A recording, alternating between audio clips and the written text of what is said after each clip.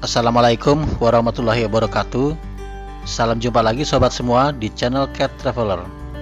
Saya kembali hadir ke hadapan Anda dengan mengusung video sequel dari video saya sebelumnya, yakni 7 keajaiban cahaya part 1 yang sudah membahas hingga keajaiban pada poin 5. Ya, hari ini seri kedua ini saya akan bahas keajaiban cahaya yang ke-6 dan ke-7 plus keajaiban bonus yang ke-8. Dari kisi-kisi yang saya berikan kemarin, saya sudah sampaikan bahwa keajaiban 6 dan ke-7 ini merupakan klimaks dari 7 keajaiban yang saya bahas. Dan mungkin ini akan memblow up your mind ya, yang tak terbayangkan sebelumnya. Pembahasan ini sangat membutuhkan konsentrasi, imajinasi, dan pengetahuan yang cukup tentang relativitas khusus Einstein. Jadi, pastikan sobat sudah memiliki semuanya. Baik, kita mulai. Keajaiban ke-6 adalah foton tidak berusia dan tidak pernah bergerak. Dalam hukum relativitas, semakin tinggi kecepatan suatu benda, semakin lambat pergerakan waktunya, seperti slow motion gitu ya. Juga semakin naik masanya dan semakin ciut dimensi atau ukurannya. Nah, disinilah poin keajaibannya. Jika akhirnya benda itu, misalkan pesawat lah, mencapai kecepatan cahaya, maka berdasarkan rumus T atau waktunya itu adalah 0. Ini artinya pergerakan waktu yang dialami pesawat tersebut saat diamati oleh kita yang berada di luar benda itu, ya anggap tidak ada delay ya, itu adalah 0. Demikian pula panjangnya, sementara masanya menjadi tak terhingga. Jadi kita yang di bumi akan melihat bahwa jarum jam pada pesawat itu sampai kapanpun, berapa abad pun kita mengamatinya, tidak akan pernah maju barang 1 detik pun. Ya bukan karena rusak ya, tapi memang waktunya selalu 0. Dengan kata lain, kita tidak akan melihat pesawat tersebut mengalami perubahan waktu sedikit pun. Artinya pesawat dan segala isinya tidak pernah bertambah usia sedikit pun. Meski dalam perhitungan kita, dia sudah melakukan perjalanan selama miliaran tahun ya. Jadi, kalau kita misalnya bisa menyaksikan orang di dalam pesawat secara real time tanpa delay, kita seperti sedang menyaksikan gerakan slow motion. Semakin cepat pesawat bergerak, semakin lambat slow motion yang terjadi pada orang itu. Ya baik orangnya maupun putaran waktunya. Hingga ketika kecepatan pesawat sama dengan cahaya, maka slow motion itu mencapai maksimal, yakni bahwa orang di dalam pesawat itu berhenti bergerak, demikian pula waktu. Lalu, mari kita imajinasikan, andai kita sendirilah yang berada dalam pesawat tersebut. Apa yang kita rasakan? Wallahu alam. Namun, berdasarkan hukum relativitas, kita merasakan bahwa kita bergerak dan menjalani waktu secara normal.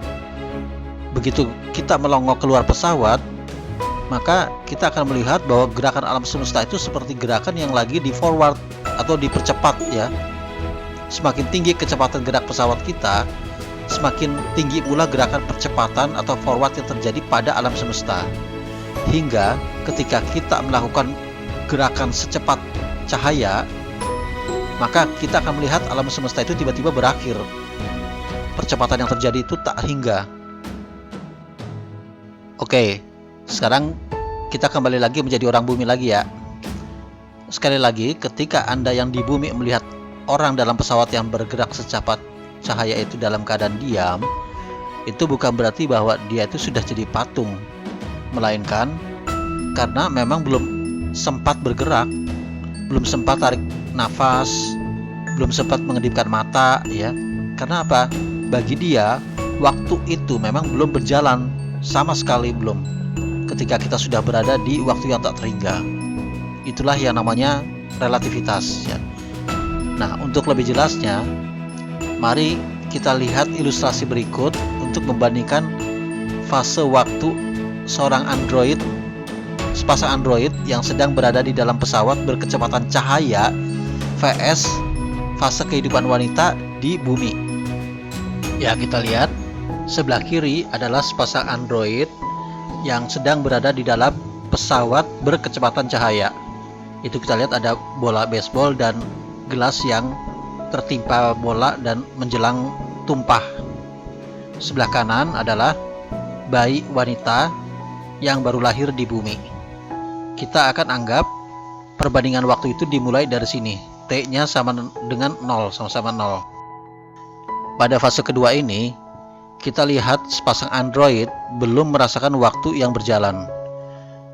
Kita lihat gelas yang tertimpa bola itu masih tetap di posisi semula, begitu juga bola baseballnya.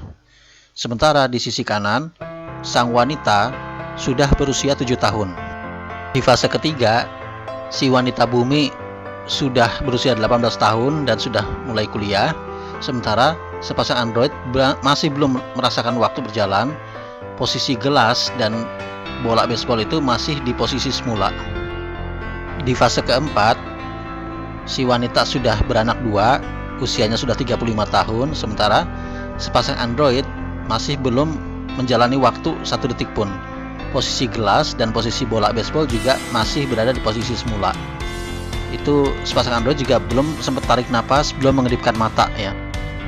Di fase kelima, si wanita bumi sudah menjadi nenek berusia 90 tahun, sementara si pasang android masih berada di posisi semula segalanya. Di fase keenam, si wanita bumi sudah meninggal di usia 100 tahun dan sudah dimakamkan, sementara sepasang android masih belum menjalani waktu 1 detik pun. Kita lihat T-nya masih 0. Ya, posisi semuanya masih seperti semula. Nah, demikian pula ketika di bumi itu terus menjalani waktu hingga waktu yang tak terhingga, itu sepasang android masih tetap berada di posisi semula semuanya ya. Baik gelasnya, bolanya, tarikan nafas, kedipan mata itu belum sama sekali mereka lakukan. Nah, demikianlah relativitas ketika kita membandingkan objek yang bergerak dengan kecepatan cahaya dengan objek di luar itu. T-nya 0 bagi objek yang berkecepatan cahaya itu sama dengan tak terhingganya objek yang tidak berkecepatan cahaya. Oke, kita kembali ke cahaya itu sendiri yang tersusun dari foton-foton.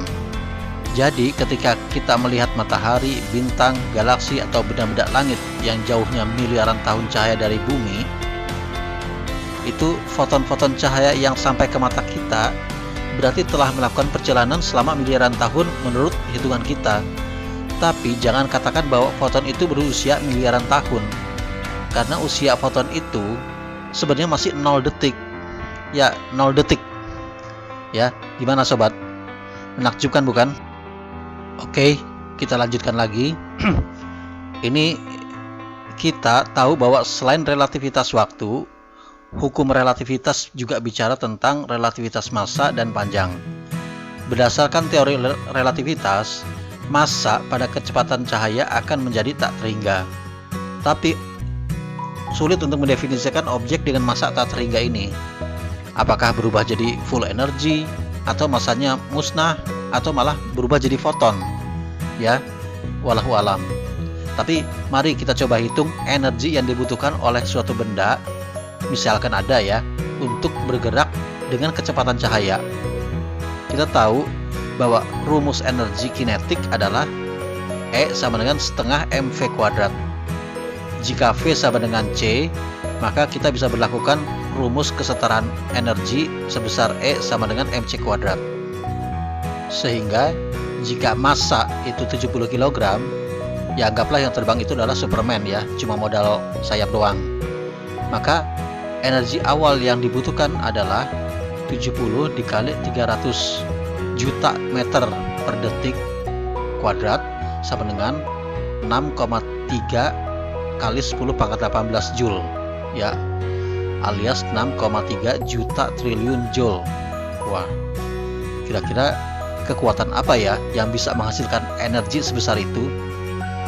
Itu dengan asumsi bahwa massanya konstan 70 kg. Padahal ketika bergerak dengan kecepatan yang sangat tinggi, berlaku hukum relativitas di mana massanya itu meningkat tinggi ya.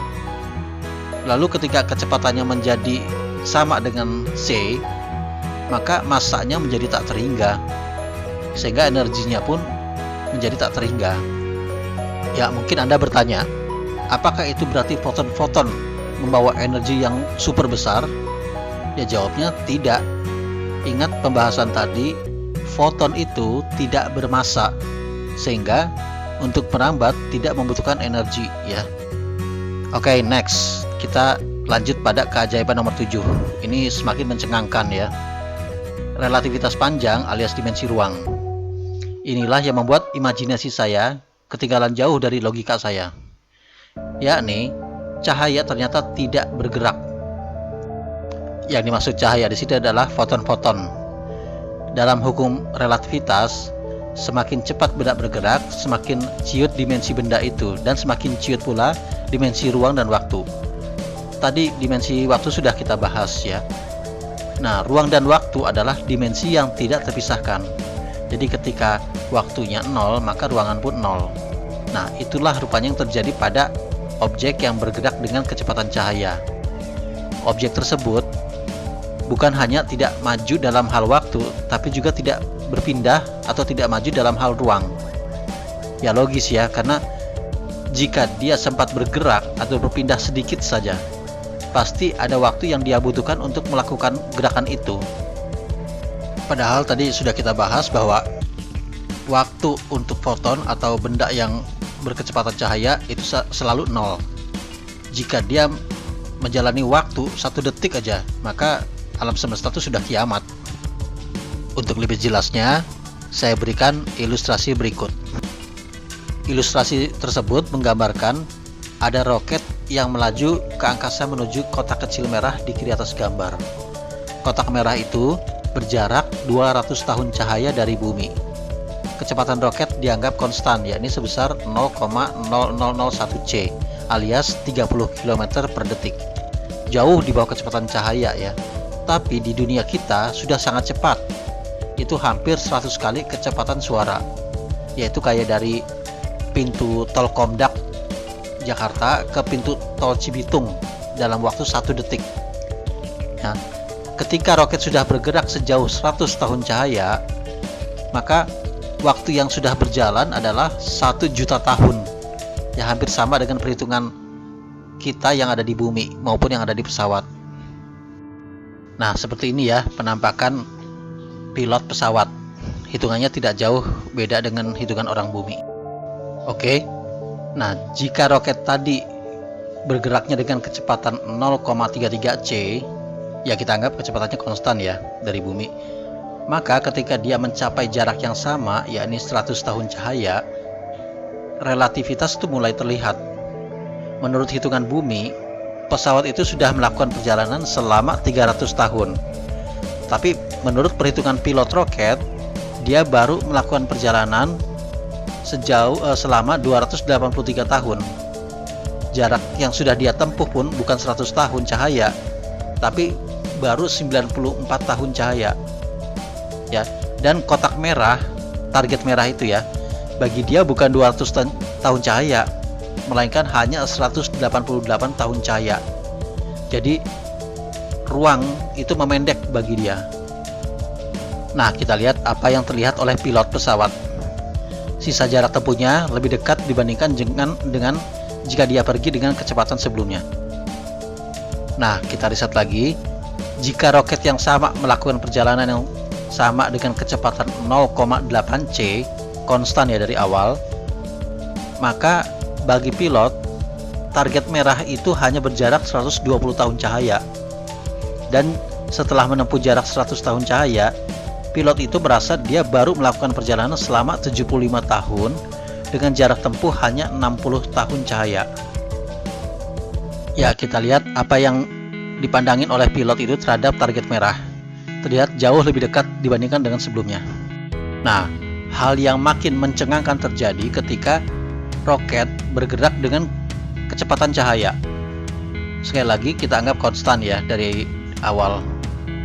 Ketika kita yang di bumi melihat dia sudah terbang sejauh 100 tahun cahaya dengan tempo 100 tahun, pilot itu ternyata belum merasa beranjak. dan dia sudah sampai di target merah. Belum 1 detik pun dia merasakan perjalanan waktu, dan belum 1 meter pun belum dia merasakan perjalanan. Ya, kira-kira pandangan pilot itu seperti ini ya. Anda lihat bahwa pilot sudah berada di target merah. Tapi maaf, yang benar adalah target merah sudah berada di posisi pilot. Demikian pula seluruh penjuru alam semesta sudah sampai di posisi pilot pada detik yang sama ketika roket itu mencapai kecepatan sama dengan C.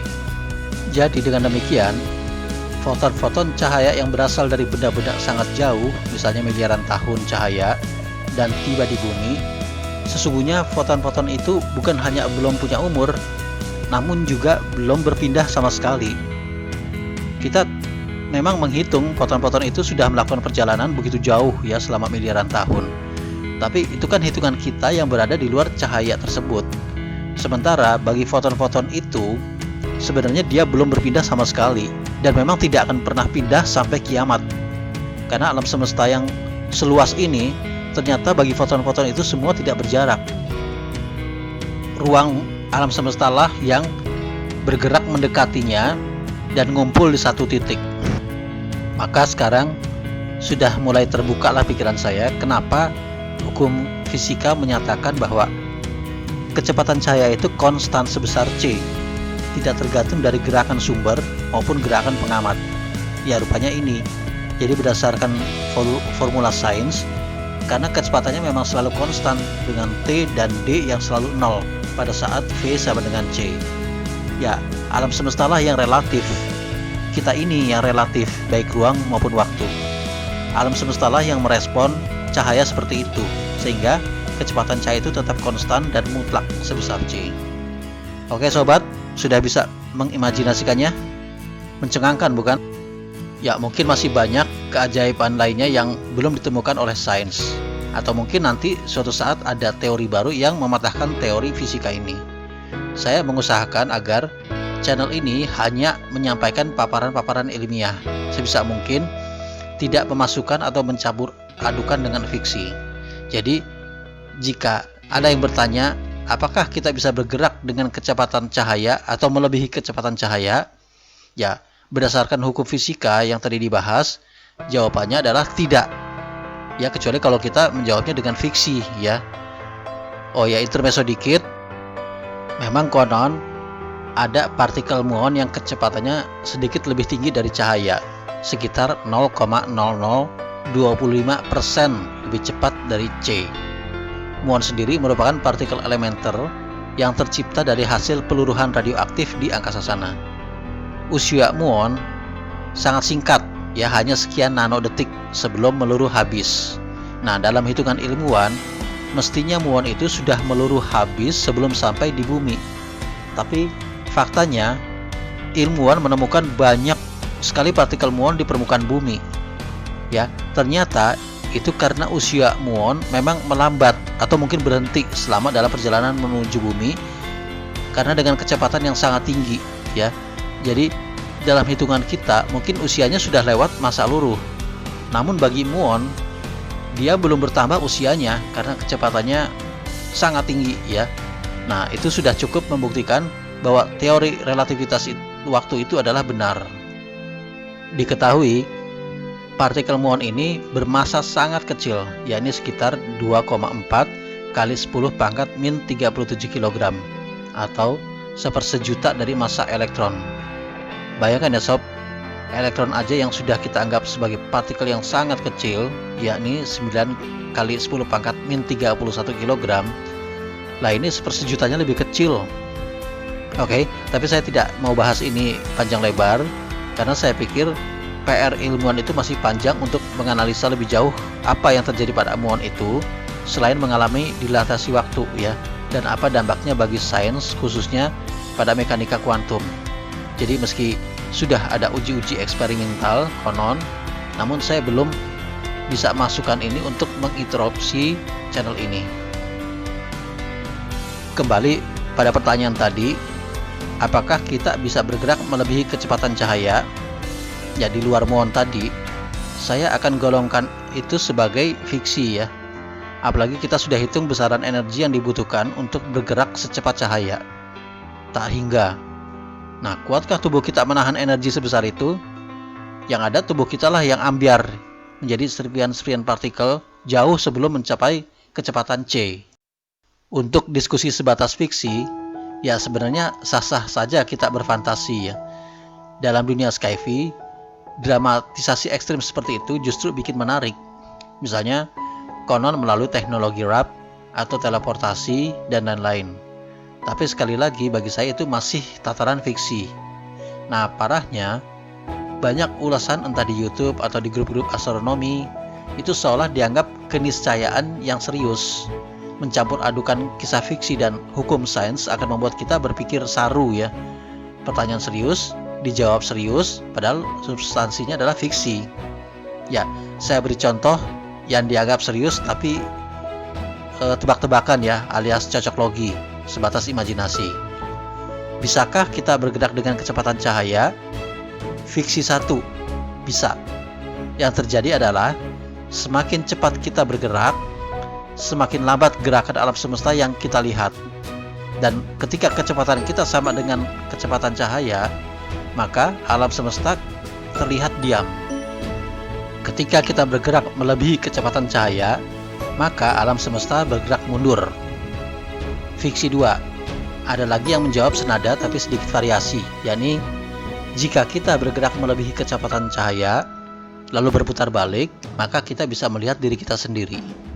Fiksi 3, ada lagi yang mengatakan jika kita bergerak melebihi kecepatan cahaya, maka waktu akan berjalan mundur dan kita akan kembali ke masa lalu. Ya, 3 jawaban tadi cukup bagus dan inspiratif sebagai kisah fiksi. Tapi untuk menjadikannya sebuah teori ilmiah tidak mungkin, karena dia mengabaikan semua hukum sains yang berlaku saat ini. Ya, sepertinya banyak yang masih memperlakukan cahaya yang notabene merupakan gelombang elektromagnetik seolah sebagai gelombang mekanik ya. Oke, saya akan coba pakai dulu logika tersebut, yakni cahaya itu seperti gelombang suara ya. Kita tahu sejak beberapa dekade lalu manusia sudah menciptakan pesawat dengan kecepatan lebih dari kecepatan suara atau yang disebut pesawat supersonik. Tahun 70-an ada pesawat supersonik generasi pertama yang dinamakan Concorde ya. Jadi ketika Concorde itu terbang, kita melihat pesawat itu sudah sampai di titik Z. Sementara suara pesawat yang kita dengar adalah ketika dia masih di titik N. Ya, begitu ya. Satu lagi ya. Jika kita bergerak melebihi kecepatan suara sambil berteriak di tengah jalan, lalu kemudian berhenti beberapa saat kemudian, maka nantinya kita akan mendengar suara kita sendiri. Nah, kalau cahaya kita perlakukan seperti itu, ya memang logis jawaban-jawaban fiksi tadi ya. Oke, saya ambil lagi contoh kasus ya. Sekali lagi, jika kita anggap cahaya itu seperti gelombang suara dan kita mampu bergerak 1,5 kali dari kecepatan cahaya, kita akan berpergian ke luar angkasa. Tempat pertama yang akan kita kunjungi adalah planet Mars. Jarak dari bumi ke Mars kita ambil aja 400 juta kilometer. Nah, jarak tersebut adalah equal dengan 22 menit cahaya. Sementara kita sampai di planet Mars dalam tempo 15 menit, yang bersamaan dengan datangnya cahaya bumi 22 menit yang lalu. Nah, 22 menit yang lalu kan kita belum berangkat. Mungkin masih cipika-cipiki sama anak istri dan bokap nyokap menjelang berangkat ke Mars ya. 7 menit kemudian barulah kita bisa melihat diri kita berangkat. Lalu kita lanjutkan lagi perjalanan ke tepi tata surya, yakni sampai ke planet ya, ambil aja namanya far out ya. Itu konon planet KT yang berada di batas tata surya kita, yang jaraknya 18 miliar kilometer. Waktu tempuh cahaya dari bumi ke planet tersebut adalah 16,7 jam. Nah, sementara kita bisa mencapai planet far out tersebut dalam tempo 11 jam. Artinya, ketika kita baru sampai di planet far out, kita berbarengan dengan cahaya bumi yang 16,7 jam yang lalu. Yaitu berarti kita bisa melihat ke bumi itu 5,7 jam sebelum kita berangkat. ya selisihnya makin jauh. Ya mungkin waktu itu kita masih tidur bareng anak istri ya. Maaf bagi yang jomblo ya. Kemudian kita lanjutkan lagi perjalanan keluar tata surya yang jaraknya misalnya 100 miliar kilometer. Maka cahaya dari bumi akan tiba di tempat tersebut setelah 4 hari. Sementara kita sudah sampai di tempat itu dalam tempo 2,5 hari. Pada saat kita tiba di situ, barengan dengan tibanya cahaya bumi yang 4 hari yang lalu. Ada selisih 1,5 hari ya, alias 36 jam. Makin jauh selisihnya ya. Saat itu mungkin kita melihat bumi, kita masih belanja-belanja di mall ya, untuk keperluan kita berangkat ke luar angkasa. Jadi makin jauh kita pergi, maka makin jauh masa lalu yang bisa kita lihat. Nah, andai selama perjalanan tadi kita selalu memandang bumi secara kontinu tanpa henti, maka kita akan melihat seolah bumi sedang bergerak mundur. Namun, bukan waktunya yang mundur ya, bukan kita yang kembali ke masa lalu, melainkan pantulan cahayanya lah yang kita bisa lihat makin jauh ke belakang. Nah, begitulah sobat logika dari jawaban-jawaban fiksi tadi ya. Jadi itu benar jika cahaya kita perlakukan seperti gelombang suara. Sekali lagi, sah saja itu kita jadikan inspirasi untuk film fiksi. Tapi salah besar kalau dikatakan atau dianggap bahwa itu sebuah hipotesis atau teori. Ya, teori cocok logi namanya. Karena bukan begitu dan tidak akan pernah begitu kejadiannya. Saya sudah sampaikan pada Time Travel 2 bahwa kita tidak akan pernah bisa kembali ke masa lalu ataupun melonjak ke masa depan secara real. Oke ya. Karena berdasarkan rumus, objek yang bergerak melebihi kecepatan cahaya, maka T-nya atau waktunya itu menjadi bilangan imajiner. Sebagai besaran vektor seperti dalam listrik misalnya masih bisa diterima, tapi sebagai besaran skalar, bilangan imajiner itu nonsens ya. Kita tidak tahu bagaimana wujud objek dengan T imajiner. Oke, gimana sobat? Sudah pahamkah sekarang? Luar biasa bukan? Oke, next. Kita sampai pada pembahasan terakhir. Keajaiban bonus dari cahaya. Ya, sebut saja keajaiban nomor 8. Tapi ini khusus bagi Anda yang muslim, oke? Nah, sebagai seorang muslim, saya sangat percaya bahwa ilmu dan agama harus berkorelasi. Kita tidak akan mempertentangkan agama dan sains. Keduanya harus sejalan.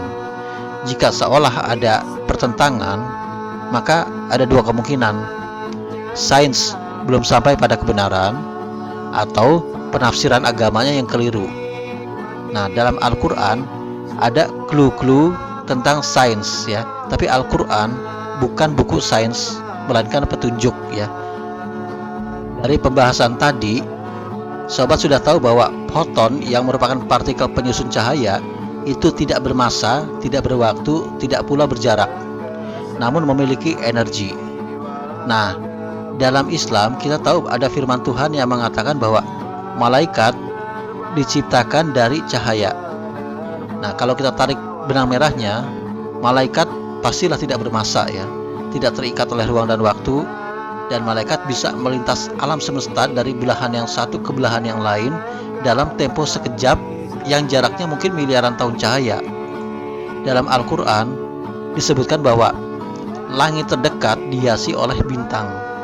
Sementara kita tahu bahwa seluruh penjuru alam semesta yang sampai saat ini terobservasi oleh manusia masih dipenuhi oleh miliaran bintang. Artinya, jagat raya yang kita lihat ini, seluas ini, sebenarnya masih merupakan langit terdekat, alias langit pertama. Dan malaikat bisa melintasinya dalam tempo sekejap, ya. Namun kalau kita analogikan dengan penciptaan manusia yang dari tanah, tentu maksudnya bukan tanah mentah seperti yang kita lihat di bumi saat ini, melainkan saripati tanah yang sudah mengalami penyempurnaan melalui proses yang panjang, yang kemudian diberi ruh. Nah, berdasarkan analogi tersebut, maka bisa jadi foton-foton itu adalah bahan dasar malaikat yang telah disempurnakan dan diberi kehidupan, lalu diberi kekuatan, akal, dan sebagainya oleh Tuhan. Ya, walahu alam ya. Yang pasti, firman Tuhan bahwa malaikat diciptakan dari cahaya menunjukkan bahwa cahaya merupakan unsur yang sangat istimewa dan kuat di alam semesta ini. Foton-foton cahaya memiliki sifat seperti yang tadi saya singgung mengenai sifat malaikat ya, konstan dan mutlak. Alam semestalah yang relatif terhadap cahaya. Oke sobat, saya sudah paparkan keajaiban-keajaiban di balik dominasi cahaya di alam semesta ini. Akhirnya waktu jualah yang memisahkan kita. Awalnya saya malah mau sekalian membahas tentang black hole, wormhole, singularity dalam satu video ya. Tapi boro-boro, cahaya saja harus dibagi dalam 2 seri ya. Ya, tapi semoga ini bisa menjawab semua pertanyaan sobat tentang misteri alam semesta selama ini. Satu hal yang harus sobat ingat, bagaimanapun cahaya adalah salah satu ciptaan Tuhan. Keajaiban cahaya atau apapun di alam semesta ini harusnya bisa menambah kekaguman dan keimanan kita terhadap pencipta semua itu, yaitu Allah Subhanahu wa Ta'ala. Kita bisa saja membayangkan, mengimajinasikan atau mendiskusikan material malaikat, manusia ataupun jin, karena Al-Quran memang memberikan petunjuknya. Tapi jangan coba mengimajinasikan wujud atau materi Tuhan, lalu membayangkan seperti cahaya yang indah gitu ya. Tuhan tidak sama dengan makhluknya. Itu saja sudah cukup jelas bahwa Tuhan bukan berwujud cahaya. Anda tidak akan mampu mengimajinasikannya karena tidak ada padanannya dengan apapun yang ada di jagat raya ini. Oke sobat, saya sudahi dulu pertemuan kita sampai di sini. Insya Allah kita sambung lagi lain waktu.